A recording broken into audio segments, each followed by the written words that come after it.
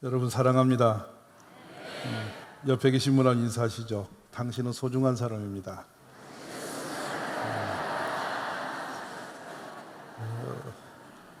우리나라의 교회가 90년 말기에 전도의 문이 닫히면서 어린이를 잃어버렸습니다. 어떻게 아이를 잃어버린지 모르고 아이들은 떠났고 교회는 점점 고령화되고 있어요. 국가는 90년 들어서 급기야 어린이집이라는 것을 만들었어요.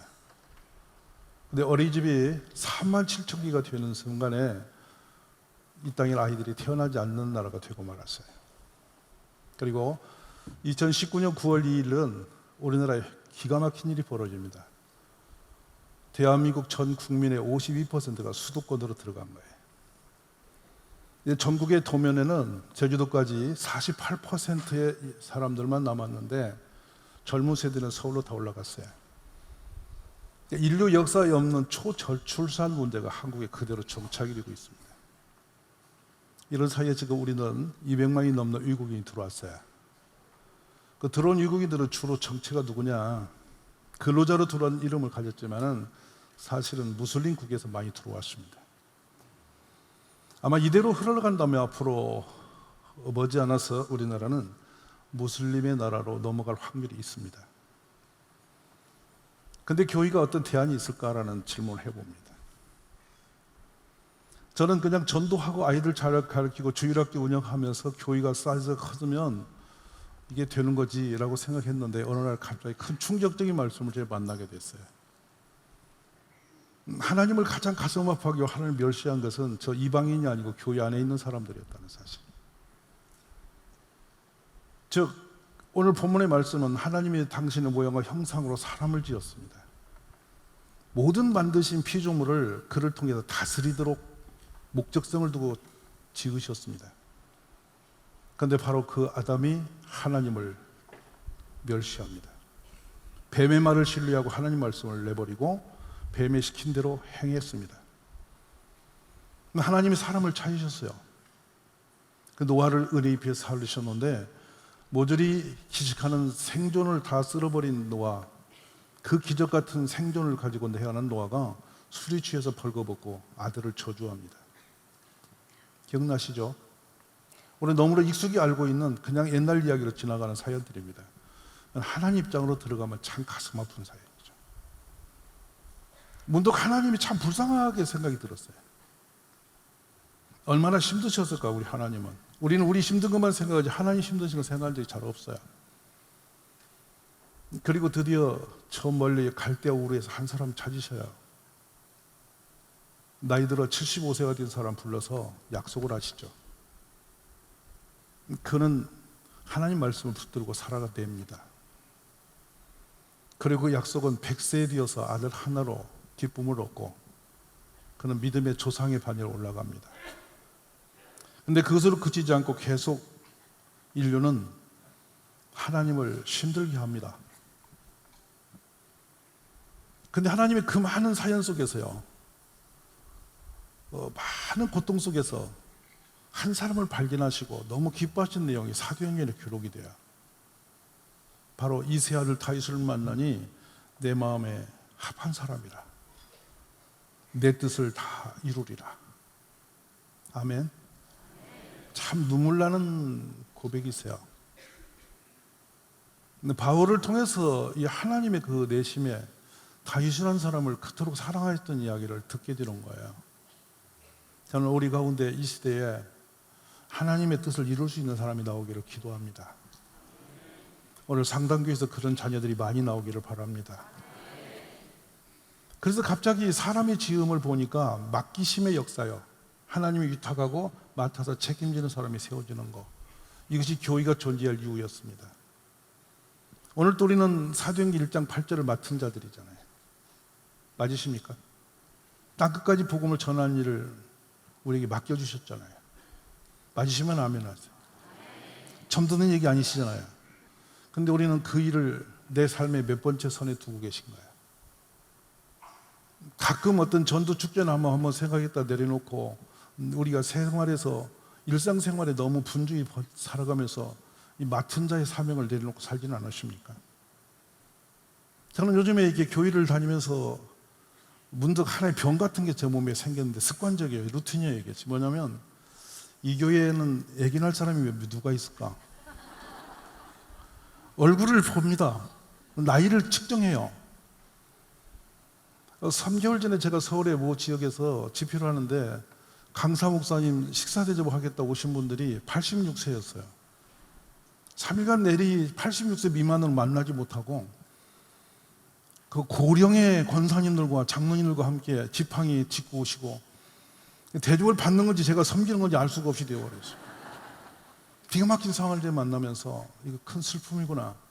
정말 잘 지고 아름다운 그 어마어마한 교회에 텅 비었고 어르신들만 계신 거예요. 그 옆에 서울 시내도 불구하고 옆에 학교는 폐교되어 있어요. 우리 어쩌다 이렇게 됐을까? 근데 지금도 저는 생각해요. 사람을 하나님이 찾으실 때 우리가 우리 자녀를 기를 때에 뭔가를 다 주고 행복하고 기쁘고 안심이 돼야 되는데 그런 사람이 있다면 출산 문제가 이렇게 어려웠을까? 우리 뭔가 불안전한 사이가 이유가 뭘까? 왜 아를 못 낳을까? 국회에서 출산 포럼을 했는데 국회의원이 당당하게 나와서 고양이 2마리 기르고 있다고 자랑하고, 이게 우리나라의 법을 만드는 국회의원들의 의식세계예요. 그래서 옆에 있는 국회의원이 그에게 물었어요. 고양이가 국방 의무를 감당하나? 당신은 노후의 복지를 보장하나? 이걸 물었어요.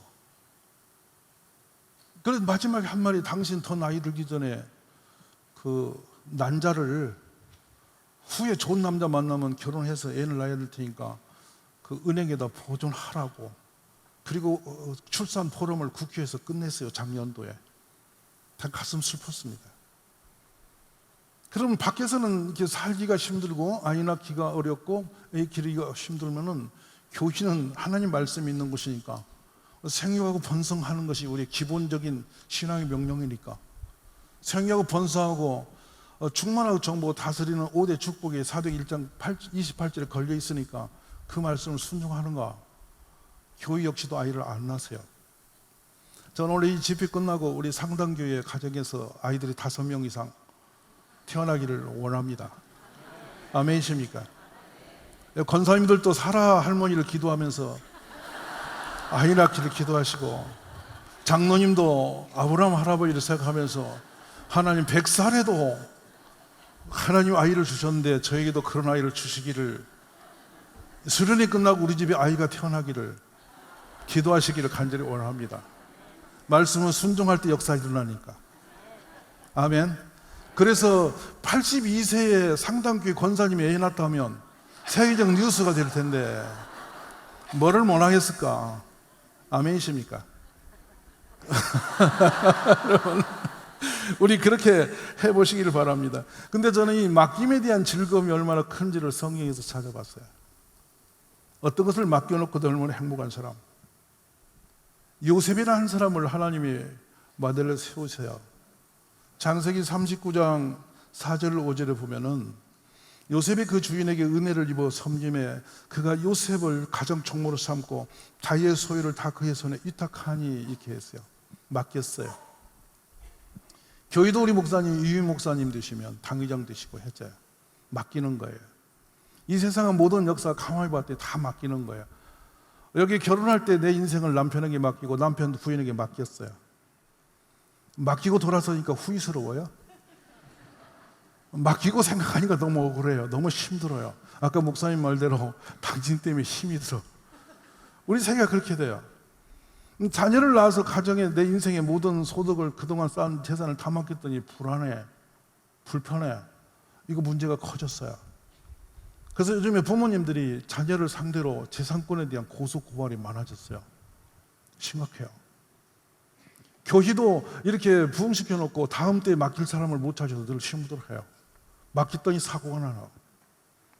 저는 이 유탁이라는 것은 뭐냐면, 내가 힘이 버겁고 아니면 내가 가진 것이 너무 좋은 것을 나 혼자 가질 수 없어서 더 좋은 걸 더 좋게 하기 위해서 맡기고, 그 맡은 자가 가지고 있는 걸 보면서 행복하고 기쁘고 막 기쁨이 넘치고 이래야 된다고 생각하는 거예요. 아멘 되십니까? 근데 요셉이 보디발의 집에 히브리 소년이 노예로 와서 살림을 맡겼더니 이 사람이 기가 막힌 거예요. 하나님의 은혜를 입어서 형통케 되므로 그를 인해서 보디발이 자신이 경영할 때보다 훨씬 더 가정 형편이 넉넉해지고 잘 되는 거예요. 감사하시지 않으세요? 그러니까 맡겨놓고 이 보디발이 행복했어요. 너무 행복해요. 근데 그 집에 사고가 생겼어요. 부인이 문제를 일으켜요. 그랬어요, 안 그랬어요? 잘생긴 요셉이 보고 홀랑 반해가지고 여자가 다 사람 보내고 둘만 남아가지고 날마다 요셉을 괴롭히는 거예요.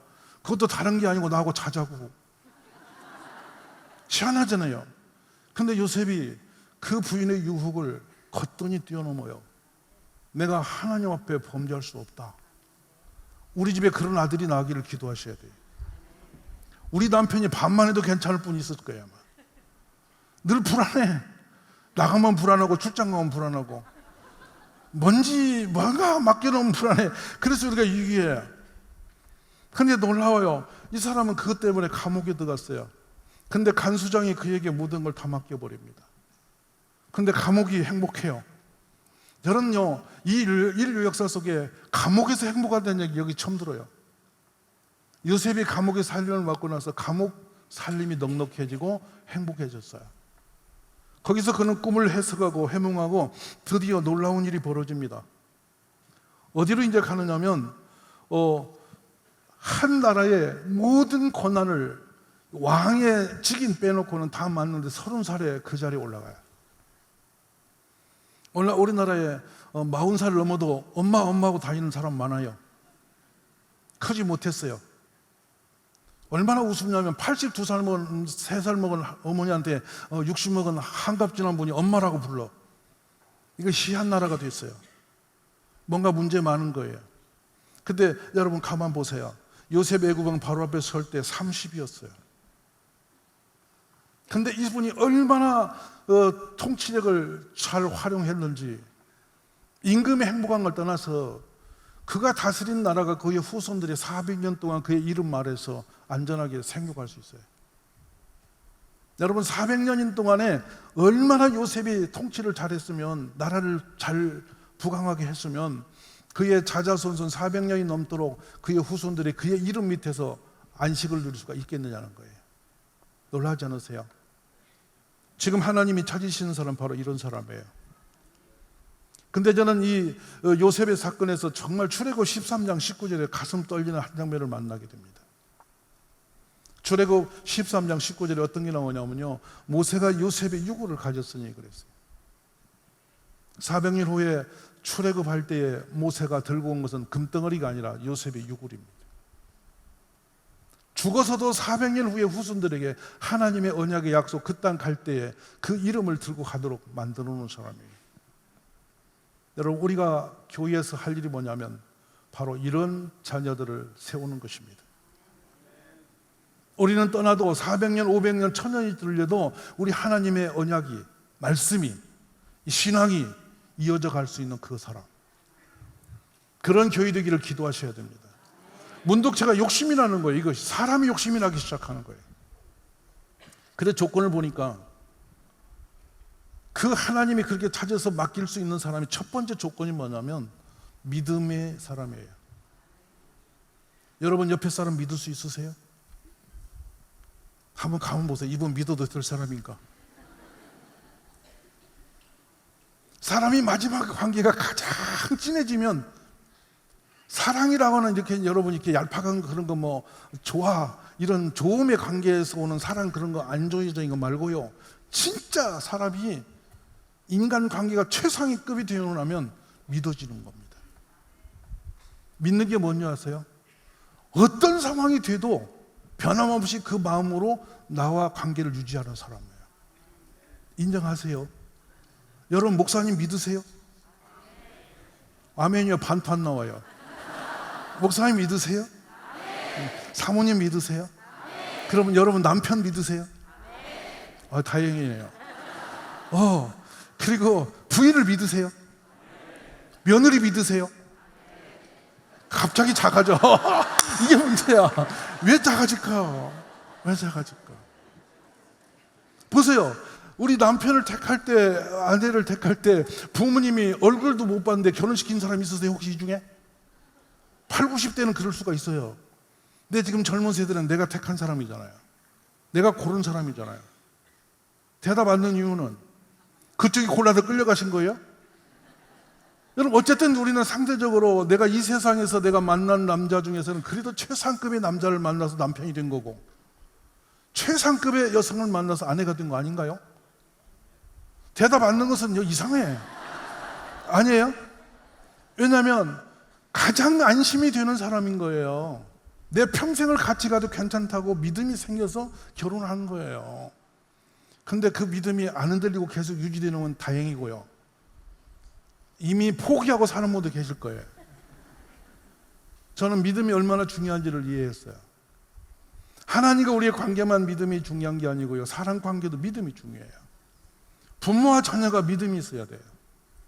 우리 부모를 절대적으로 믿는 아이들은 사고 못 쳐요. 그리고 자녀를 100% 신뢰하고 믿는 부모는 안전해요. 마음이 편해요. 어디다 내놓고 무슨 일 해도 마음이 편해요. 왜냐하면 믿으니까. 안심이 되는 거예요. 믿음은 안심이 되는 겁니다. 그래서 하나님도 이 땅에서 가장 기대하고 찾는 사람은 누군가 봤더니 믿음을 가진 사람이에요. 믿음이 어디까지 가서 하나님의 만족도가 되는가 보면은 다니엘에서 볼 수 있어요. 그리하지 아니할지라도 오른 여호와 하나님을 믿고 따르겠다고. 그 느부갓네살이 그 무서운 그 무력을 가지고 전 유럽을 다 동아시아를 완전히 정복을 해서 중동지역을 다 정복을 해서 무력으로 최고의 왕이 되어서 그가 칙령을 내리면 모두가 죽어가는데요. 그때 형틀은 얼마나 무섭냐면요, 5.5m나 되는 이 창을 땅에다 꽂아놓고요, 사람을 들어 올려서 항문에다가 창끝을 박아버리는 거예요. 그러면 서서히 창끝이 온몸을 뚫고 이 목으로 올라와서 쭉 꽂혀서 사람이 죽는 거예요. 느부갓네살에게 대항할 사람은 아무도 없어요. 겁나서 창에 꽂혀서 그냥 길에 내걸려버리는 거예요. 무시무시한 죽음이에요. 그런데 느부갓네살이 왕의 진미로 마음을 사기 위해서 배설을 하는 거예요. 근데 그것을 감히 히브리 소년이 거절합니다. 나는 부정한 왕의 음식으로 내 몸을 더럽히지 않겠다고. 여러분, 어느 날 며느리에게 여러분이 위식을 시켰더니 나는 어머니가 주시는 부정한 음식으로 내 몸을 더럽히지 않겠다. 살아내겠어요? 근데 그런 말을 거침없이 내놓을 수 있는 신앙인이에요. 다니엘이에요. 나라가 무너지고 역사가 바뀌고 왕이 바뀌어도 이 사람은 그 중심에 흔들림이 없어서 어느 나라 어떤 임금이든지 모든 걸 다 먹기도 마음이 편했던 사람이 다니엘입니다. 아멘 되십니까? 하나님이 하나의 한 시대에 나라는 망했어도, 부모는 잡혀갔어도, 자신도 포로로 잡혀갔더라도 믿음이 얼마나 중요한지를 우리가 표상적으로 드러낸 사람이 다니엘이라고 저는 생각해요. 그리고 그 다니엘의 끝으로 올라가서 믿음의 역사를 찾으면 아브라함이 나타납니다. 여러분에게는 그 믿음을 가진 사람이 얼마나 있는지.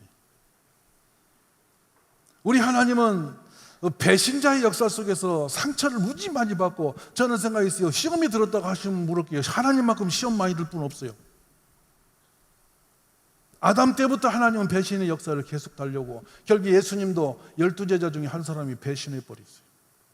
비극이에요, 인류는. 오늘 여러분 주변에 안심한 사람이 있으세요? 내가 어떤 허물과 어떤 위험과 어떤 상황이 온다 할지라도 한 번 믿은 그 신뢰를 죽을 때까지 지켜갈 수 있는 사람, 오늘 하나님이 찾으신 바로 그 사람이 1번은 믿음을 가진 사람이에요. 아멘 되십니까? 지금 제가 왜 무슨 말씀을 드리고 있냐면, 교회에서 사람을 키워야 할 사람이 누군가를 보는 거예요. 오늘 우리가 이런 사람이 되기를 기도하셔야 돼요. 아브라함의 믿음을 뭐라고 하냐면 로마서 4장 19절에 보시면요, 19, 21절에 그가 백세나 되어 자기 몸이 죽음 같고 사라야의 태가 죽음 같으면 알고도 믿음이 약하지 아니하고 그랬어요. 모르고 믿는 게 아니라 알고도 믿어요. 그러니까 그 아들을 번제단에 올려서 완전히 불로 속악시켜서 제물로 하나님이 받으시겠다고 할 때도 거침없이 이른 새벽이나 그 아들 데리고 가는 아버지. 가장 극적인 장면이 그 아들이 아버지 나무는 여기 있습니다만 제물은 어디 있습니까 할 때 그 아버지가 두 말 없이 하나님께서 예비하셨을 것이다. 아브라함의 마음이 얼마나 기가 막혔겠어요. 얼마나 많이 흔들렸겠어요. 그런데 하나님을 믿음으로 그냥 가는 겁니다. 그리고 칼을 커뜩 뽑아서 내가 이 아들을 찍어 이 아들의 생명을 끊을지라도 하나님은 아이를 주실 걸 믿고 살리심을 믿고 칼을 번쩍 들어 올리는 아브라함. 이 말씀을 설교에 있는 저 역시도 이런 말씀 앞에 굉장히 뒤가 캥겨요. 자신이 없어요.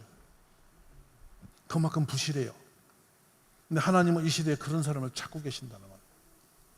지금도 그런 사람을 하나님은 찾기를 원하심을 저는 믿습니다. 보시면 그렇습니다.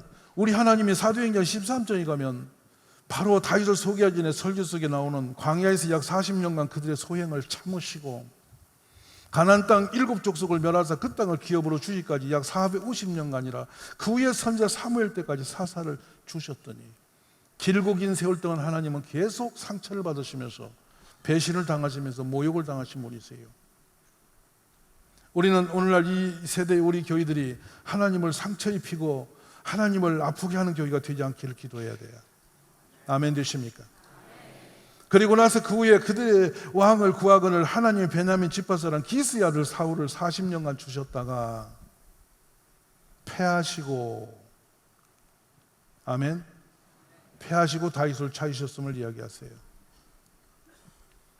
이 사이에 우리가 왜 다윗이 택함을 받은가 두 번째 메시지예요. 우리가 세워야 할 그 사람이 누군지. 엘라 골짜기에 전쟁이 일어났어요. 왕과 군인들이 다 총동을 했어요. 근데 저게 한 장수가 너무 무시무시한 사람이 나왔어요.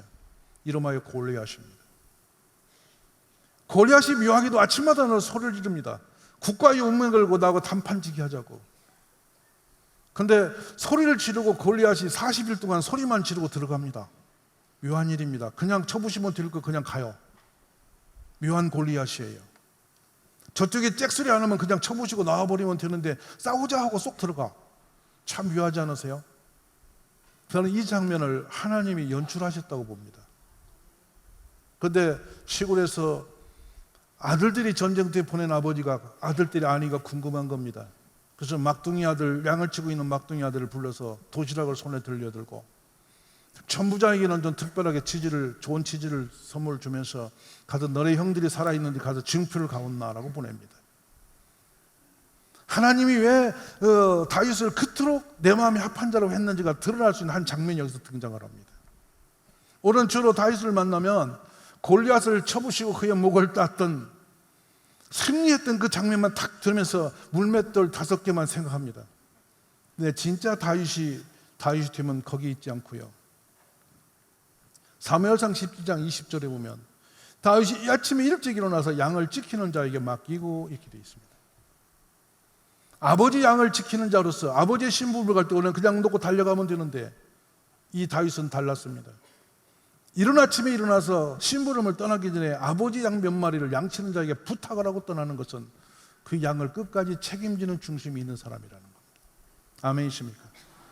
그리고 사울왕 앞에 서서 자신이 어떤 사람인지 신부를 밝힙니다. 자기가 골리앗과 한판 승부를 걸겠다고 나가니 나라의 운명을 맡기기는 너무나 연약한 아들이니까 저는 어려서부터 장수고 너는 연약한 자니냐 감히 싸울 수가 없지 않냐 하면서 사울이 벌벌 떨면서 만류할 때에 다윗이 사울에게 했던 이야기입니다. 내가 아버지 양 몇 마리를 기를 때에 사자나 곰이 양 새끼를 물어가면 내가 달려가서 그를 쳐 죽이고 양 새끼를 구해하였나이다. 아멘 되십니까? 이게 무슨 말일까요? 양 새끼가 귀합니까? 다윗의 생명이 귀합니까? 저는 부모로서 만약 우리 아들이 사자나 곰 앞에서 양 한 마리 찾겠다고 뛰어가서 그거 싸우고 있으면 나는 우리 아들 얼른 이놈아 돌아왔다 빨리 놔라. 나 그럴 사람이에요. 다윗은 어쨌든 이 양 한 마리를 지키기 위해서 자신의 목숨을 내던질 수 있는 그런 사람이었습니다. 그러니 다윗은 인간적으로 많은 것이 부족합니다. 여성 편력이 셌던 사람이고 자신의 충성된 우리아를 완전 범죄로 모살해버리고도 뻔뻔하게 그의 부인을 데리고 아이를 낳고 사는 사람이었어요. 부족함이 참 많아요. 근데 하나님께서는 그 다윗을 들어 내 마음에 합한 자라 말씀하셨어요. 뭐냐? 하나님이 찾으시는 그 사람, 믿음의 사람. 두 번째로는 책임을 질 줄 아는 사람입니다. 내가 한 말을 책임지고 행동을 책임지고, 내가 가정을 지도하면 가정을 책임지고, 아멘이십니까? 내가 나라를 맡으면 나라를 책임지고, 교회를 맡으면 교회를 책임지고, 영혼을 맡으면 영혼을 책임지는 그 사람. 어떤 정황이 되고 어떤 상황이 되도 상관없이 그 책임을 끝까지 이루어가는 그 사람. 우리 주일학교에서 이런 아이가 자라기를 기도합니다. 놀라운 사실은 그는 세 번째로 하나님의 이름을 지키는 사람입니다. 우리는 교회 다니면서도 일방적으로 내가 뭔가 받기를 원하시는 마음으로 다니는데, 신앙이 조금 성숙되어져 가면 하나님을 염려합니다. 교회의 빈자리를 어떤 사람이 시험 있는 사람을 만나거나 전도가 되지 않거나 교회가 힘든 일이 생기면 하나님을 생각해서 내 모든 걸 내놓고 생명 걸고 뛰어드는 사람입니다. 그런 사람이 하나님의 사람인 겁니다. 그러니까 어느 누가 교회를 다니다가 한 사람이 시험 들어 교회를 나오지 못하면 그것이 가슴 아려서 견디지 못하는 사람, 그 사람을 반드시 살려내고야만은 그런 모든 열정이 있는 그 사람, 하나님의 이름을 조롱당하지 않아야 되기 때문에, 멸시당하지 않아야 되기 때문에, 성도의 가정에서 어떤 불의한 일이 벌어지면 그 사람의 불의한 문제가 아니라 하나님의 이름이 땅에 떨어진 것 때문에 괴로워서 잠이 안 오는 사람, 그 사람이 하나님이 찾으시는 시대적인 사람입니다. 저는 지금 교회가 고령화되어가고 약해지는 이 모습을 보면서 하나님의 나라를 염려하고 가슴을 치면서 새벽으로 기도하고 내가 50이 되어도 60이 되어도 애를 낳아야 되겠다 결심하는 그 사람, 그 사람이 나오기를 원하신다, 이 말씀이에요. 아멘 되십니까? 이거 분명히 중요한 부분이에요. 설교를 듣고 넘어가기는 쉽지만 본인이 거기 묻혀 살기는 쉽지 않은 거예요. 그리고 모든 상황이 하나님 인정하는 사람이에요. 좋은 일이든 나쁜 일이든 어떤 위험이 올지라도 하나님을 인정받으셔야 할 분이에요. 아멘이십니까? 이 부분이 보면 다윗은 끝까지 왕이 되어서 가장 영원한 곳에서 하나님의 성전을 짓는 것을 준비하다가 거절당하고도 하나님께 그 영광을 그대로 들고 서 있는 사람이에요. 우리 주님이 찾으시는 그 사람, 우리 상당교회에서 많이 나오기를 간절히 원합니다. 그렇습니다, 여러분. 어떤 목표 지점이 선명해질수록 그 일을 이룰 수 있는 확률이 높아집니다. 우리 서로, 우리 자신부터 믿음으로 다시 한번 무장하시기를 바랍니다. 할렐루야. 옆에 계신 부부에게 서로 인사해서, 여보, 이제 나 믿어도 돼. 내가 절대로 변질이 없어. 나는 당신이 믿어도 되는 사람이라고. 할렐루야. 내가 당신을 죽어도 책임을 질 거야. 죽어서도 육을 갖고라도 책임을 진다고. 아멘. 무덤에서라도 책임을 진다고. 아멘 안 하십니까? 불안하십니까, 여러분? 그 사람 얼마나 멋있습니까? 그리고 하나님 염려하지 마세요. 제가 우리 교회를 책임지겠습니다. 우리 다음 세대를 책임지겠습니다. 이 교회가 천년 만년 가도 안전한 상당교회, 지구 세상이 다 흔들려도 우리 교회만은 계속 부흥하고 생명력이 있는 하나님 역사가 있는 교회 되기를 지켜낼 수 있는 그 신앙을 우리 가정에서 일으키겠습니다. 우리 애들을 그렇게 키우겠습니다. 이런 믿음으로 여러분이 주일학교와 다음 세대를 향한 꿈을 길러보시라는 말씀을 드리는 겁니다. 그러면 여러분, 잠시 우리가 좀 갔다 옵시다.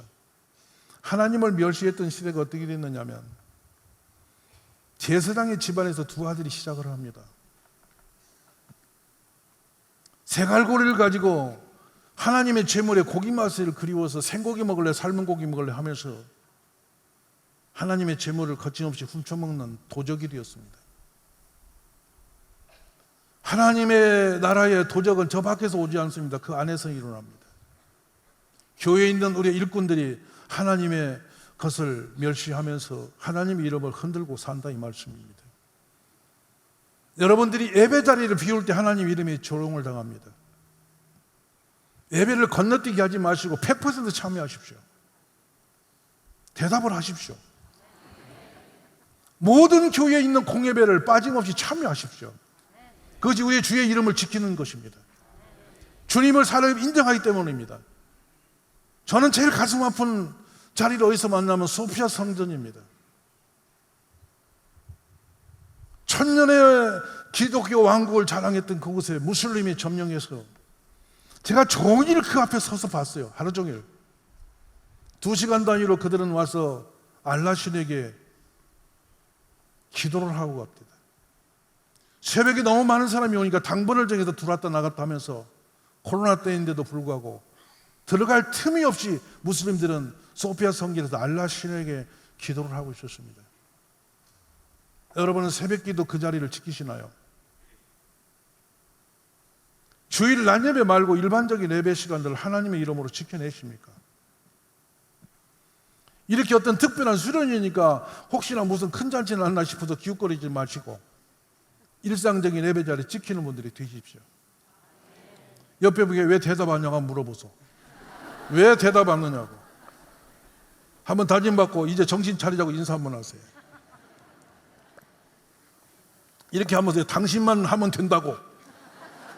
할렐루야. 주의 이름을 지켜내는 우리 성도가 되자 이 말이죠. 몸이 힘드시다고요. 예배 자리에 와서 죽는 것은 영광입니다. 죽음의 자리 최고의 영광된 자는 주님 앞에 와서 가는 거잖아요. 맞으시면 아멘 하세요. 여러분의 자리를 지킬 수 있는 믿음이 일어나기를 기도하십시오.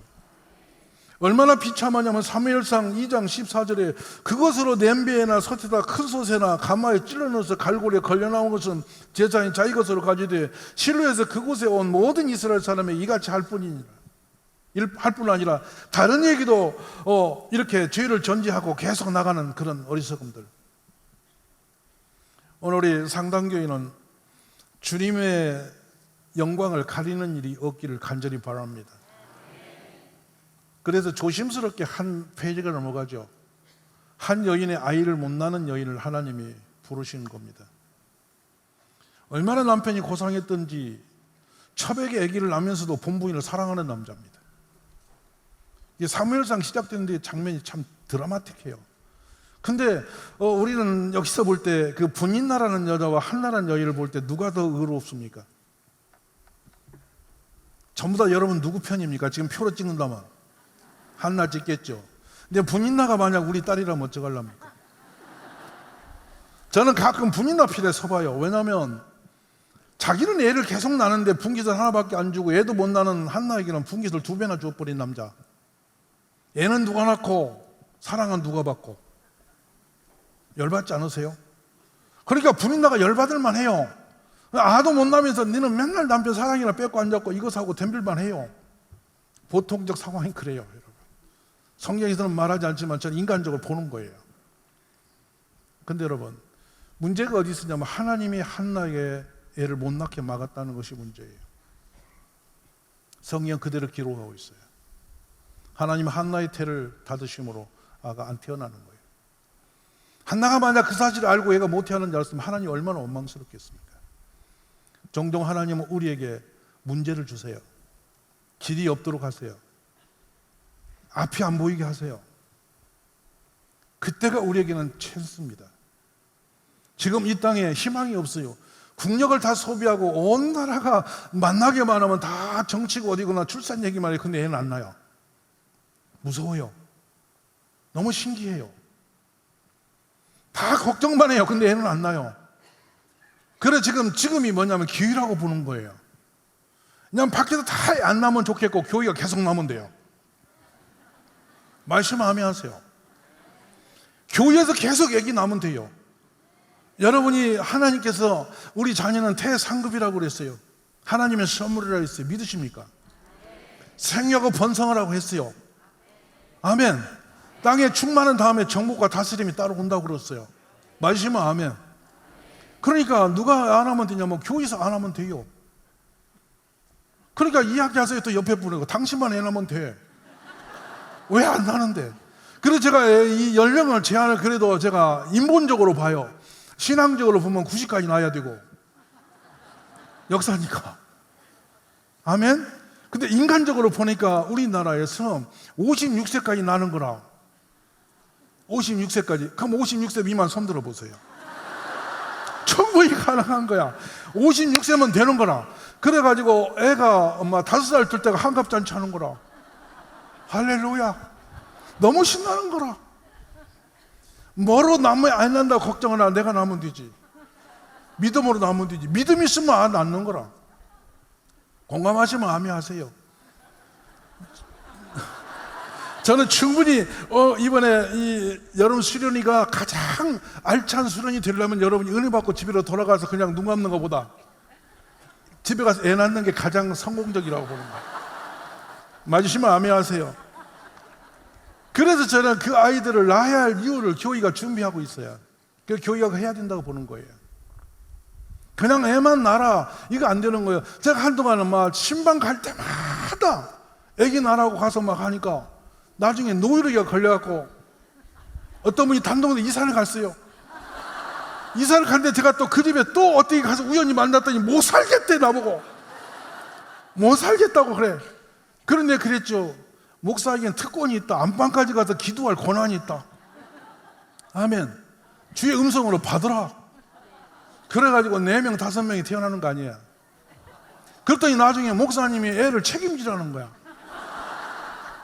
어떤 생각하니까 그것도 그럴 일이 내가 나라 있으니 책임져야죠. 그래서 이제 어찌하다 보니까 애를 돌보고 공부시키는 걸 교회가 하기 시작해요. 아까 말씀대로 믿음이 있는 사람, 하나님의 이름을 지키는 사람, 무엇을 맡기든 책임지는 사람, 그리고 통찰력과 능력이 있어야 됩니다. 우리가 알아야 면장도 해먹잖아요. 그런 사람을 키우려고 보니 쉽지 않아요. 인격도 예수님을 닮은 사람 나야지. 우리 맨날 성경 보면 예수님 닮으라고 남 보고만 해. 자기는 안 닮으면서. 우리 그렇게 살아. 제가 목사지만 설교할 때는 맨날 예수님을 살려고 그래. 나는 그렇게 살기 힘든데. 이거 이상한 일이죠. 그래서 결국에는 교회에서 아이들을 낳고 기르고 교육시키고 안전하도록 하는 시스템을 만들기 시작했어요. 어디서 혼란파느냐면 사무엘을 보면 나타나요. 하나님이 한나의 기도 들으시고 그의 태를 열어 아이를 주시니 놀랍게도 기적이 일어납니다. 이 아들이 남달랐어요. 근데 에봇을, 어린 아이들을 젖을 떼고 에봇을 입혀서 성전에 놓았는데 엘리 제사장 앞에 수종드는 종으로 성전의 살이를 시작을 합니다.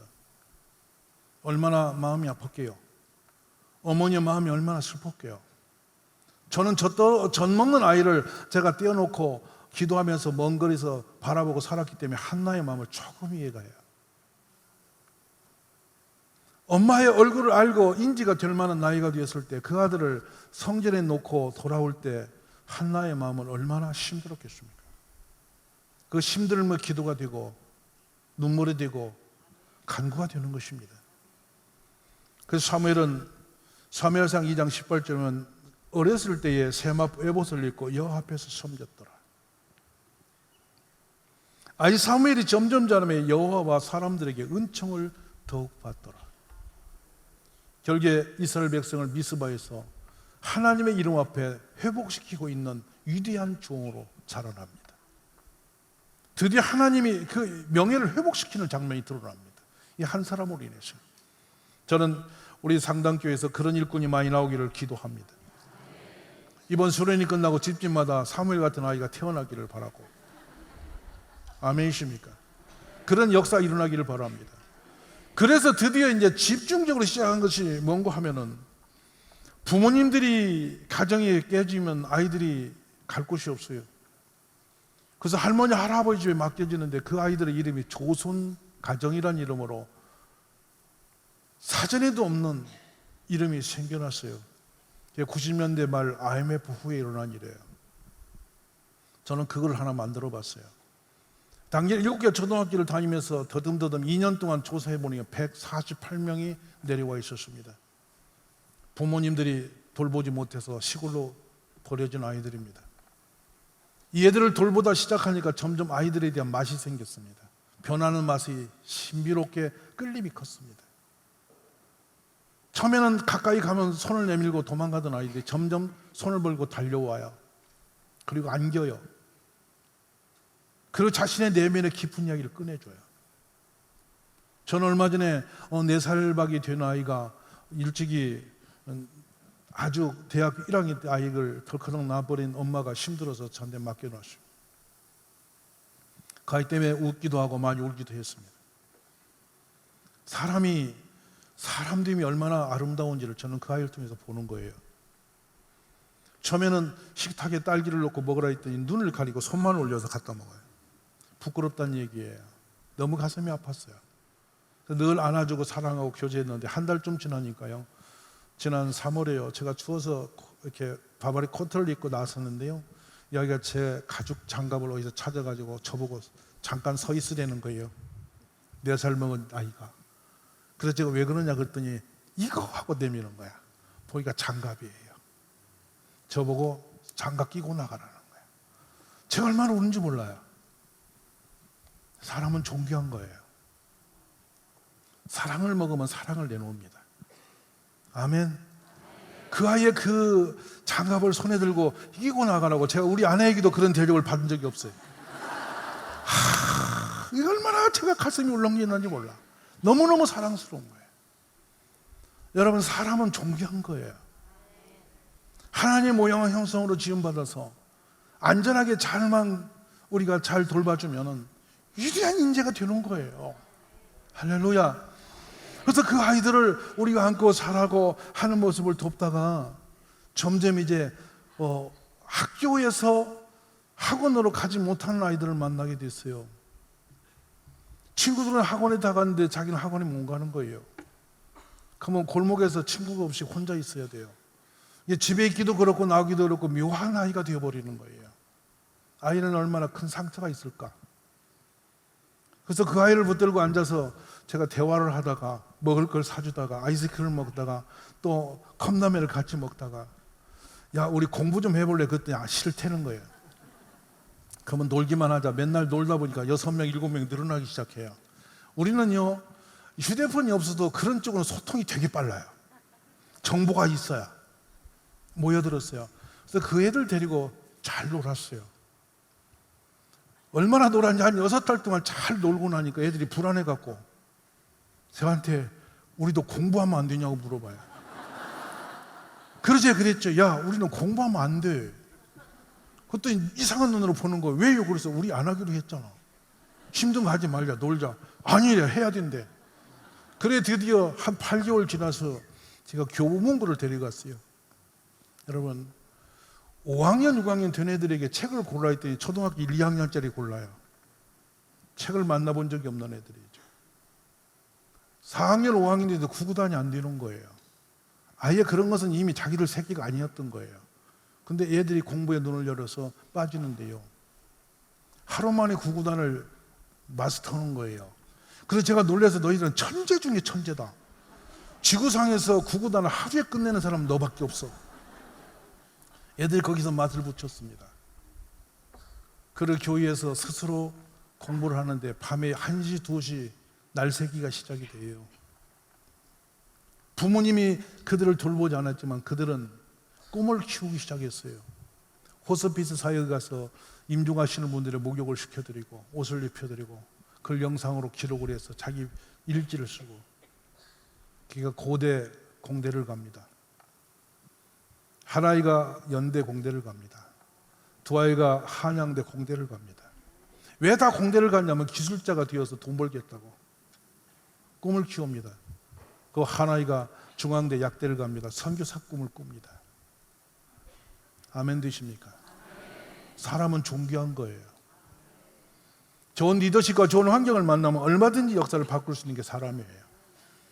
그래서 제가 이제 아이들과 함께 방과후 교실학을 열어서 학원에 가기 힘든 아이들을 교회로 불러들이고 그때부터 이제는 오면은 간식을 주고 노는 시간을 주고 그게 수요일날은 완방히 놀립니다 우리 애들. 그리고 저녁 식사를 맛있게 먹고 일단 사람은 잘 먹어야 사니까. 아멘.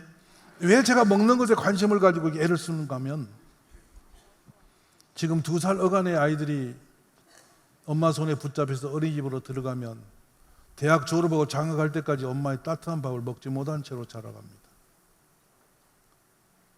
편의점에서 저녁에 삼각김밥 먹고 라면 먹고 저녁에 학원가를 헤매다가 밤늦게 집에 가요. 지쳐가는 아이들입니다. 그래 드디어 이거를 제가 엄마가 직접 못할지라도 대리 엄마 역할이라도 해주자. 그래서 교회에서 이 애들 돌봄 교실을 만든 것이 지금 비전 스쿨이 되어서 이게 이제 캄보디아도 나가서 학교가 생겨버리고 이게 지금 전국화되고 있는데 저는 상당교회가 이번 수련이 끝나면 이게 있어지기를 바라는 거예요. 그러니까 학교 마당에 장로님들이 교회 자동차를 운전하고 가서 기다리는 거예요. 1학년 이름을 가지고 가고 전화번호 갖고 장로님이 가서 있다가 누구야 나왔냐 어서 와라 하고 안아가지고 사이로 태우는 거예요. 1학년 입학할 때 엄마들이 제일 힘들어합니다. 왜냐하면 어린이집에서 모든 거 관리가 되던 애가 갑자기 홀로 가방을 메고 학교를 나섰습니다. 이때부터 혼자 서야 되는데 아이 입장으로 들어가 보십시오. 점심때 가니까 6학년 형아는 아빠보다 키가 커요. 애들이 커서.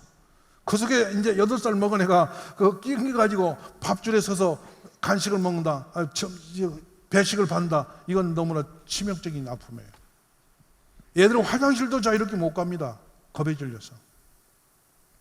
근데 엄마는 찍어놨죠. 몇 시에 어디 학원, 어디 학원, 어디 학원. 그래서 학원에 가면 벨이 울리고 나가면 벨이 울리고 이렇게 애가 완전히 엄마의 손아귀에 이렇게 조롱이 되어 있습니다. 그 코스를 돌지 못하면 이제 비상사태가 일어납니다. 근데 종종 보니까 1학년 아이들은요, 이 하나님도 책임 못 질 일을 합디다. 휴대폰 꺼버리고 어디로 가버려. 그 엄마는 초비상이 걸려. 몇 번 이렇게 사고 치면 엄마는 직장 때려치고 애 보러 와야 돼. 그러니까 애를 낳기보다 더 힘든 건 초등학교 1학년 때라. 옛날엔 중등 때인데 지금 초1자가 제일 무서워요. 근데 그때 학교 마당에서 장로님이나 우리 집사님들이 아이를 교회차에 안전하게 태워서 교회 마당에 데려다 놓고 차에 탔을 때 엄마에게 메시지 보냅니다. 아이가 차에 탔다. 사진 찍어 보내주고, 교회에 들어와서 애들이 그 함께 교실에 있으면 선생님이 메시지 보내주고 훈련을 시키는 거예요. 어른들 앞에 사는 법을 애들이 너무나 모르기 때문에 이 아이들이 저렇게 6년 동안 같이 같은 식탁에서 식사를 하면서 서로가 기도를 하고, 저 애들이 저 밥을 먹는 것은 굉장히 어려운 시험을 치러야 되는데 매일 성경 한 절을 외워야만 저 밥을 먹어요. 팀워크를 정해서. 근데 그 중에 하나만 못 외우면 전체는 굶어야 돼요. 그러니까 어떻게든 유혹에 만드는 거야. 무슨 말 공감하세요? 그러면 생각해 보세요. 매주 성경 구절 하나씩을 암송해서 1년에 48개만 암송해요. 6년간 암송하면 몇 개겠습니까? 아이들 머릿속에 말씀이 점점 심어지기 시작하죠. 가슴에 말씀이 들어가죠. 믿음은 들으면 나는 거예요. 아멘 되세요? 말씀이 점점 아이 삶 속에 들어가니까 언어 자체가 아이들은 이제 믿음의 중심이 딱 세워지기 시작하죠. 하나님이 쓰시기 좋은 사람, 믿음의 사람, 안전한 사람. 교회 중심에서 이 세상에 어느 곳에서 믿음으로 애를 기를 수 있는 곳이 있습니까? 주일을 1시간짜리 교육으로 여러분 아이들이 믿음으로 서지겠습니까? 그러니까 해외 선교사는 세계 2위로 우리나라가 파송한 국가 대한민국이 우리 자녀들을 지켜내지 못해서 나이 들어갈 때 홀로 권사님, 장로님 교회에 앉아 계시고 아들들은 전부 다 세상 밖으로 뺏겨버린 우리 대한민국입니다. 왜 그랬을까요? 주일날 들어와서 우리들이 배웠던 주일학교를 가지고는 말씀으로 애들이 세워지지 않았다는 얘기입니다. 더 큰 얘기가 뭔지 아세요? 영아 유치부를 거쳐서 초등 1, 2, 3, 6학년 가면서 중고 청년부까지 목사님이 계속 바뀌어요. 자신이 이제 결혼할 때 되고 보니까 교회에 갈 이유가 없어요. 왜냐하면 교회는 어머니 목사님만 계셔. 엄마네 목사님이야. 나하고는 상관이 없는 목사님이라고. 그러니까 우리 교회는 우리 교회 아닌 거예요. 걔들은 떠나가는 겁니다. 왜? 목자가 없으니까 양이 흩어지는 것이죠. 그래서 이 아이들을 저렇게 학교가 끝난 다음에 교회로 불러서 저렇게 우리가 효과적으로 잘 6년 동안 양육할 뿐만 아니라 저희들이 수요 예배도 나오고 금요 철야도 나와서 밤 1시까지 애들이 12시까지도 자기네끼리 기도회를 만들어서 기도를 하게 하고. 할렐루야. 그러니까 이제 신앙 공동체가 되는데 재밌는 것은 방학 때 어디 가는 거 봤더니 애들이 갈 데가 없어서 교회로 와요. 노는 것이 교회고 사는 것이 교회밖에 없어. 왜냐하면 세상에 가본 적이 없어. 걔들 코스는 너무 단순한 거야. 여러분 믿음이 좋아지면 왜 좋냐면 남편이나 부인이 갈 곳이 딱 정해져 있어요. 어디로 헤맬 길이 하나도 없어요. 눈 뜨면 교회가 있고 교회 끝나면 집에가 있고 그냥 단순히 왔다 갔다. 그리고 잘해봤자 직장 가 있고 이게 삼각 코스만 다니다가 인생 끝내는 거예요. 그리고 천국 가는 거야. 좋으세요 안 좋으세요? 여러분 세상 사는 사람 복잡해요. 부인이 어디 있는지를 못 찾아. 근데 우리는 완전 단순해. 그래가지고 우리 집사람 안 보이면 옆에 친한 집사님이 전화하면 바로 나와. 얼마나 좋은지 몰라. 할렐루야. 애들이 그냥 방학 때 세상을 나가고 전부 다 교회로 와. 제가 보면 웃기는 거야. 어디 가냐면 놀러 왔대. 교회가 노는 곳이냐면 교회보다 편한 곳이 없대. 그게 얼마나 신나는 일인지 몰라요. 엊그제는 어떤 기자가 와서 물었어요. 왜 우리 애들 보고 교회는 어떤 곳이냐. 네가 그랬더니 포근한 곳이에요, 따뜻한 곳이에요, 노는 곳이에요, 예배드리는 곳이에요. 전부 다 애들 그런 표현을 해요. 그러니까 교회 중심의 인생이 됐죠. 이게 사무엘같이 크는 거예요. 우리 상당교회 주차장 보니까 무지 넓어요. 학교를 지도 대학원도 지켜야 있어야 돼. 이번에 여름 이 수련이 끝난 뒤에 거기다 지세요. 그래서 여기 이 청주시에 있는 아이들 10분의 1만 여기서 데려다 놓고 기르시고, 애가 교실이 비면 애기 낳으세요. 낳아서 채우세요. 아멘이십니까? 뭐 누가 애 낳는다고 말릴 사람 아무도 없어요. 뭐 어느 누구도 애 낳았다고 혼날 사람 지금 시대에 없어요. 옛날에는 둘만 나도 나라가 망한다고 난리 냈어요. 여기 저 할아버지들 애비굴 훈련장 가서 애기 못 낳게 수술해가지고 조퇴하시면 많아요. 우리는 그랬어요. 근데 지금은 애를 안 낳아서 문제니까 낳으시기 바랍니다. 오늘 아멘이 적어요. 이쪽에 가서는 꼭 커서 알을 낳으시고, 방과 후 교실뿐만이 아니에요. 우리 애들에게는 줄 게 너무 많은 거예요. 아까 애들끼리 인사하는 모습은 뭐냐면 서로가 예절 교육을 시키는 거예요. 아주 해피합니다. 이 예절 교육이 뭐냐면 사람 됨됨이 교육이에요. 어느 곳에서도 지금 애들에게 윤리적 교육을 시키는 곳이 없어요. 학교도 이미 손절 끝났어요. 안 가르쳐요. 애들이 인생관을 배울 것이 없어요. 그러니까 제일 많이 애들이 즐기는 것이 손으로 갖고 노는 게임이란 말이에요. 근데 게임하면 어른들 열어보세요. 뭐냐? 전부 다 파괴적이고 죽이는 것들이에요. 터뜨리는 거, 폭파시키는 거, 죽이는 겁니다. 그게 게임입니다. 근데 깜짝 놀랄 일이 벌어지죠. 내가 누르는 대로 반응을 하고 왔다 갔다 하던 것이 말이죠. 여자를 만났어요. 너무 예쁘고 사랑스러워 만났더니 그 여자가 내 마음대로 안 움직여요. 무슨 말인지 아세요? 여러분, 남편은 마음대로 움직여 줍니까? 내 말 듣느냐 이 말이야. 엄마들에게 제일 애를 기르는 엄마들에게 물었어요. 가장 힘든 게 뭐였더니 말을 안 들어요.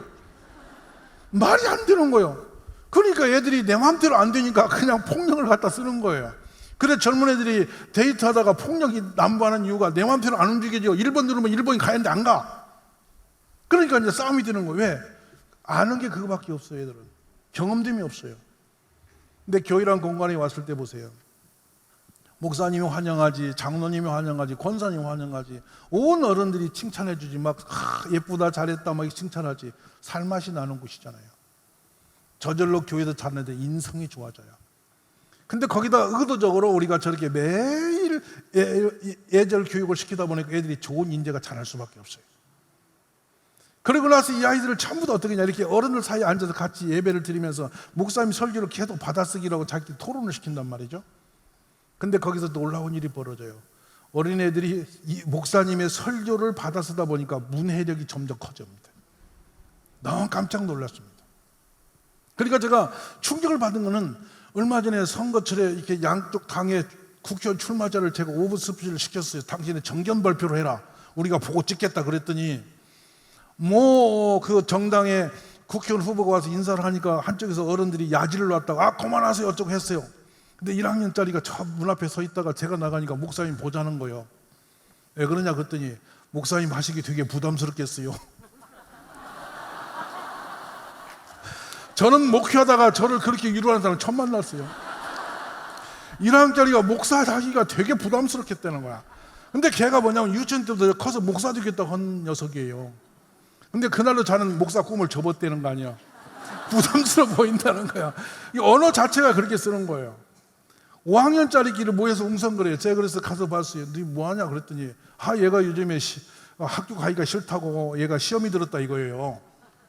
5학년끼리. 그래 답이 뭔데 그랬더니 옆에 있는 녀석이 말해요. 얘가 요새 기도가 짧아요. 그러니까 얘가 안 된다는 거야. 얼마나 재밌어요. 그러니까 초등학교 5학년 아이가 저한테 와서 상담합니다. 왜 왔냐 그랬더니 우리 엄마가 믿음이 없어서 큰일 났다는 거야. 금요일날 기도를 하려고 하면 엄마가 깨우러 온다는 거야. 데리러 온다는 거야. 우리 엄마 좀 달래주라는 거야. 그러니까 여러분 5학년 아이가 엄마 믿음을 걱정하니 얼마나 재밌는 집이에요. 좋지 않으세요? 우리 아이들이 그렇게 커야 되는 거예요. 할렐루야. 늦둥이가 난 집이 있습니다. 자기가 아를 40 후반 말에 49세인가 이렇게 임신이 돼 있는데 못 살겠대. 애가 생겨서. 나는 별 사람을 다 만났어요.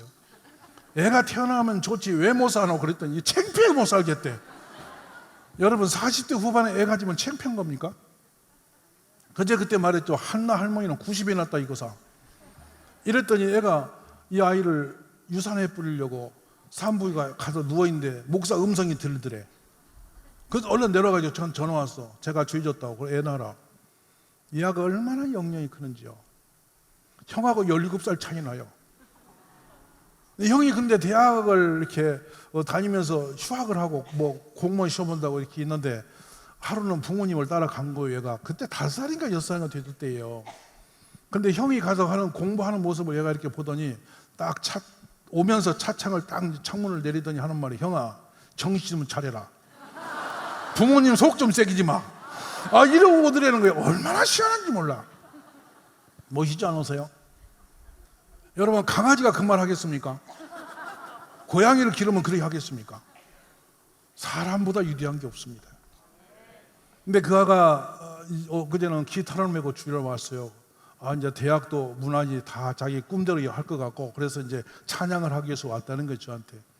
근데 그 아이가 아버지의 역사를 바꾼 아이입니다. 아버지가 늘 몸에 아픔이 있어요. 그래서 늘 늦게 집에 들어오고 해요. 그래서 하루는 제가 그랬어요. 아빠를 일찍 오시라고 네가 기도하고 집에서 기다리다 아빠 오시기 전에 자지 말고 꼭 아빠가 오시거든 인사하고 자라. 아빠 수고하셨습니다. 인사해라. 이래 했어요. 근데 이 아이가 딱 하니 문 앞에 쪽을 튀고 앉아서 아버지를 기다리는 거예요. 눈을 비비면서. 11시가 훨씬 지나서 아버지가 턱하니 한 잔 마시고 들어오는데 얘가 딱 달려가서 목을 끌어안고 아빠 고생 많으셨습니다. 힘내세요. 아빠 사랑해요. 하고 애가 막 볼에다가 뽀뽀를 해주고 아빠 어서 씻고 주무시라고 들어가드리는 거라. 아버지가 걔 문고리 앞에서 얼마나 웃지 모른대. 너무 미안하더라는 거야. 얼마 지나 또 늦었더니 아이가 또 그러고 있더라는 거야. 그래서 그 뒤로 밤에 일찍이 조기 귀가하시는 분으로 바뀌었습니다. 바로 이런 게 우리의 삶의 역사입니다. 여러분 우리가 애를 낳아서 그래요. 제가 확률을 보니까 40대 이상의 후에 애를 낳으면 애들이 엄청 지혜로워요. 탁월해요. 확률이에요. 왜냐하면 20대는 정신없이 키우고 30대는 알똥말똥하다 키우고 40대는 완전히 이해가 되어서 지혜롭게 길러요. 그래서 세계적인 인재들은 주로 40대, 50대 난 아이들이 세계적인 인재가 많이 나옵니다. 이건 여러분 확률적인 이야기, 의학적인 얘기입니다. 그 여성들이 애를 낳으면요, 이 생태적 변화가 일어나서 20년 동안 호르몬이 바뀌어요. 그래서 병 없이 오래 잘 사세요. 아멘이세요? 그러니까 오늘 몸이 좀 시원찮은 분은 오늘 가서 애를 낳으시라고. 그러면 반드시 이 아이를 양육할 수 있는 힘을 하나님이 주신다고. 아멘이세요? 옆에 인사 좀 해서 다이어트 한다고 돈 쓰지 말고 애 낳으라고. 충분히 괜찮다고. 그래서 이 청주의 상당교육 여름 수련이 끝나고 50대들이 애 낳았다는 소문이 전 세계로 나면 대통령이 여기를 방문을 올기라. 말씀 아멘하세요. 우리 그렇게 한번 힘을 내보시기를 간절히 바랍니다. 끝으로 제가 시간이 없으니까 핵폭탄적인 말씀을 드리려고 그래요. 저는 요즘에 다니면서 조기 결혼을 주장하고 있어요. 정종 씨 부인이 15세 시집 왔어요. 누구라고요? 정종 씨 부인이 변여사가 15세에 결혼했다고요. 17세에 애 납니다. 보니까 저희 증조 할아버지가 12살에 장가 들었더라고요. 우리 할아버지가. 그래 내가 있는 거예요. 그러니까 너무 재밌는 거예요. 우리 할머니가 3살 더 먼저 나가지고 15세 첫 아들을 낳은 거야. 그 아들의 후손이 저요. 그러니까 기가 막힌 은혜인 거야. 그래서 저는 요즘에 보면 초등학교 5학년쯤 결혼시킬까? 막 이런 생각이 막 머리에 오는 거야. 이게 난리가 나서 혼돈이 와서 제가 얼마나 마음이 급하면 그런 생각이 왔겠어. 근데 왜 제가 이런 말씀 드리냐면 우리는 결혼이 너무 늦어요. 30 넘어서 공부하다 보니까 좋은 남자는 누가 다 데려가고 결혼할 남자가 없어요. 여성들이 공부를 늦게 해버리면 정말 좋은 인재들은 시집갈 대상이 없어져 버려요. 가슴 아파요. 저도 좀 중매 리스트가 많은데 같이 상대할 남자가 없어. 너무 아파. 우리는 저거 모두가 희생이 너무 커요. 공부에 매여서. 근데 여러분, 요즘에 제가 고민하는 거예요. 유대인을 가보면, 히브리 대학에 가보면 복도가 넓습니다. 유모차가 가득합니다. 시어머니가 며느리 공부시키면서 복도에서 손잡아주고 다녀요. 근데 보통 더 놀란 것은 8개짜리 유모차가 있어요. 애가 8명을 태우니까 새카매요. 그런데 그 시어머니가 그 애를 8명을 데리고 나요. 대박 났어요. 할렐루야. 너무너무 부럽고 좋은 거야. 그래서 제가 생각하는 거예요. 조기 결혼은 우리가 회복해야 된다. 그래서 대학 때 결혼시키고 시어머니 친정어머니가 그때는 팔팔합니다. 뭐로 밤중에 새벽에 껌껌한데 뛰어다니십니까? 뛰어다닐 기운이 있으면 손잡아주는 기지. 말씀 아멘 하세요. 그래서 제가 국가에다 올린 기한이 하나 있습니다. 교회에 인력이 많다. 우리 권사님들이 인품이 제일 좋아. 그들은 아무리 힘들어도 주여를 찾는 분이지 주먹이 안 간다. 말씀 아멘. 그래서 우리 보육원들을 교회에다 맡겨라. 그러면 교회에서 알을 기르면 권사님이 진짜 힘들어도 주여 하고 만다. 아멘이십니까? 그리고 진짜 힘들면 찬송하고 기도할 거 아니고. 그래서 권사님들의 애들을 돌보는 시간을 제가 3시간 제한을 걸었어요. 그리고 1시간에 10,000원씩을 드리라. 그럼 오전에 와서 9시에서 12시까지 애 3시간 봐주고 3만 원 챙기고 가면 헌금이 나온다. 할렐루야. 그리고 생산적이다. 다음 세대를 살리는데 기도로 기르니까 사무엘이 저절로 되지 않노? 그리고 아무리 애가 힘들어도 점심 먹으면 김권사 올 테니까 인내심의 한계는 찍을 수가 있잖아. 말씀 아멘. 그리고 장로님들이 뒤에서 서포트하면 되는 거야. 그러면 장로님 권사님이 기르는 애보다 안전한 지대는 없잖아. 지구촌에 가장 믿음 좋은 분이 권사님 장로님 아니세요? 아멘. 크게 하세요. 그분도 그래서 기도에 사랑을 먹고 크는 아이들이 얼마나 안전할까. 그러니까 결국에는 애는 어디서 크는 게 맞냐면 교회에서 크는 게 맞은 거야. 이해되시면 아멘. 그래서 우리나라 출산 문제 고민하시는데 우리 교회에 있는 애들이 주일학교에서 눈 맞으면 오빠하고 결혼하라 이 말이야. 교회가 책임지라 이 말이야. 그 애 태어나면 우리 권사님들이 봐주라 이 말이야. 말씀 할렐루야. 제가 끝으로 이 얘기 사례를 말씀드리고 갈게요. 중3짜리가 엄마가 와서 나 죽겠다는 거예요. 왜냐면 딸이 애를 가졌다는 거예요. 제가 엄청 좋아했지.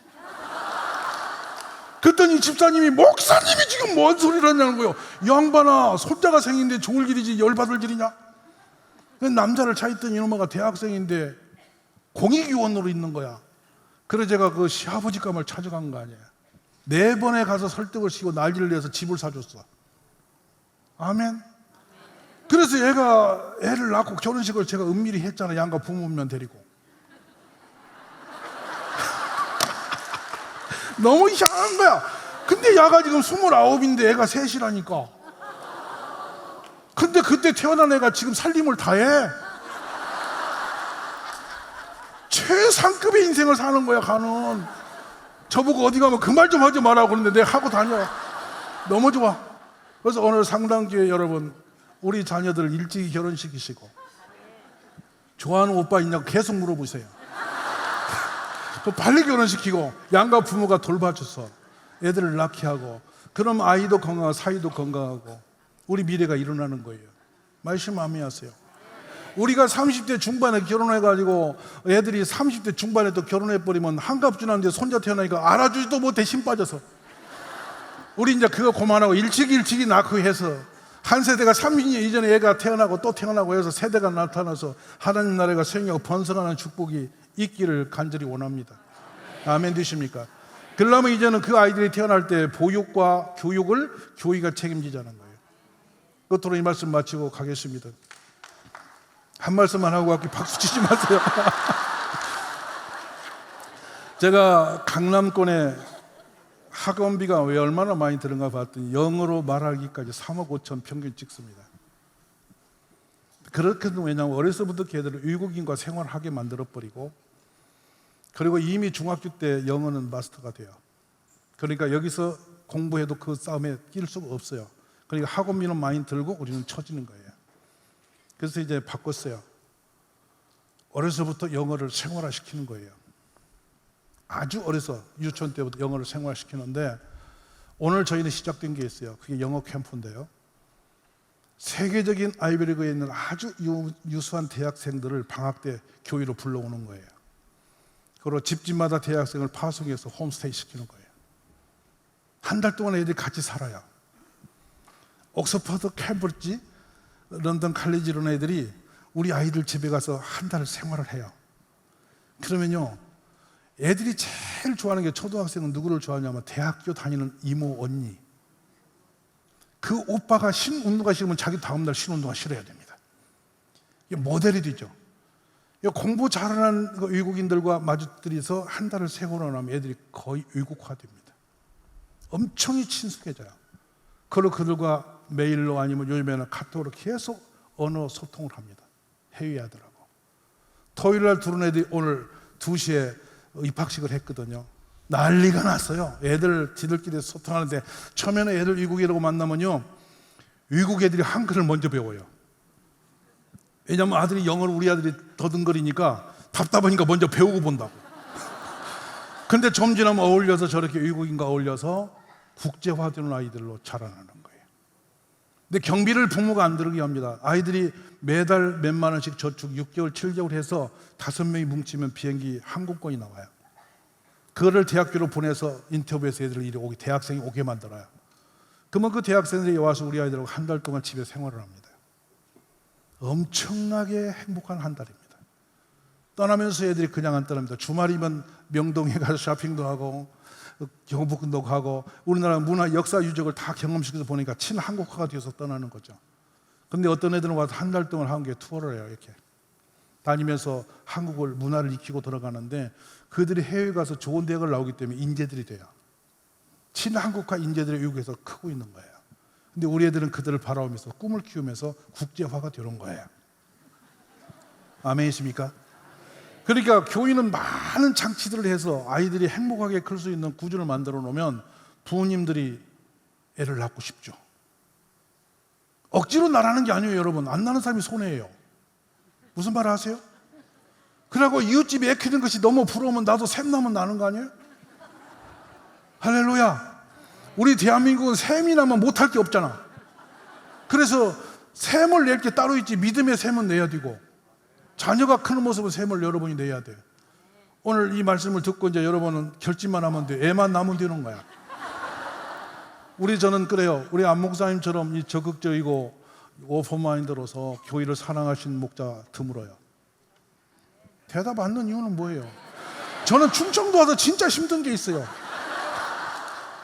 제가 서울에서 당기는 와가지고 진짜 어려운 게 뭐냐면 어떤 말에도 전부 다 그리우, 디슈, 마주유 그렇구만요.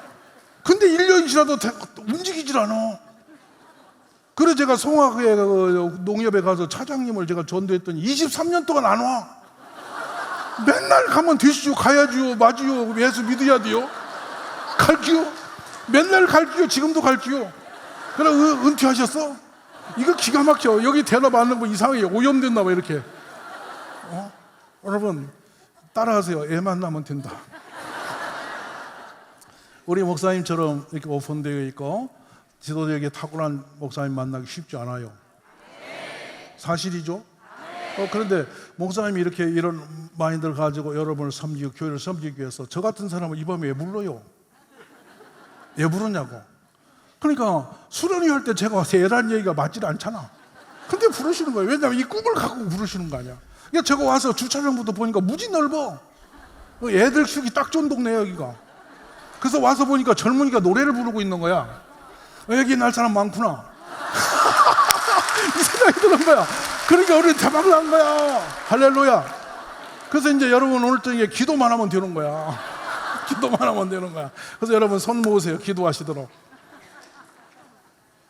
사랑의 아버지 하나님, 하나님의 약속의 말씀이 생육하고 번성하고 충만하고 정복하고 다스림의 권세를 주셨습니다. 특별히 우리 품에서 하나님이 주신 태상급이요 하나님 기업이 되시는 귀한 자녀들을 잉태하여 출산하여 안전하게 하나님이 무엇을 맡기시든지 안전하게 맡아서 감당할 만한 요셉 같은 다니엘 같은 다윗 같은 그런 인재들을 우리가 낳아서 기르기를 원합니다. 우리 상당교회에 태문을 열어주시고 하늘의 복을 부어주시기 원합니다. 세상이 가장 어려운 것은 사람이 씨가 말라가는 것인데, 유다 족속은 일반적인 족속보다 갑절의 인구수가 있었습니다. 바로 그 인구수가 축복의 길이었고, 또 애굽 땅에서 그들이 노예로 있을지라도 날마다 태어난 아이들이 남도 생겨 번성하여서 바로가 가장 두려웠던 것이 바로 자녀들이 태어나는 일이었습니다. 아버지 하나님, 우리 한국교회가 출산의 문제를 해결할 수 있는 교회가 되게 하시고, 우리 상등교회가 특별히 출산의 문제를 해결하는 교회 되기를 원합니다. 아이들을 잘 길러서 사무엘 같은 인재를 길러내는 그런 교회 되기를 원합니다. 우리 목사님을 축복하시고 우리 성도님을 축복하셔서 아이를 낳는 출산의 문제가 복이 되게 하시고 기쁨이 되게 하시고 소망이 되는 교회가 되도록 역사해 주시옵소서. 주의 이름에 기도하겠습니다. 주여, 주여, 주여.